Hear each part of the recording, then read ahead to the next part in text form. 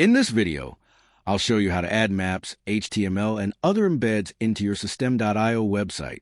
First, log in and open the page you want to edit with the drag and drop builder.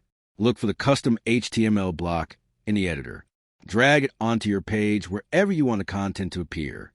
This block is the key to adding anything external, whether it's a map, a form, or another type of embed. To add a map, go to Google Maps, search your location, and click on Share, then embed a map.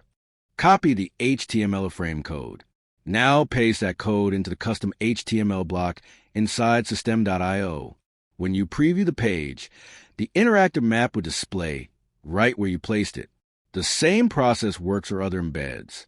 If you want to add a YouTube video, a booking widget, or a custom script, just grab the embed code from that platform and paste it into the HTML block.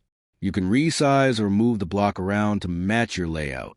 This is a quick and flexible way to make your system.io site more interactive and professional.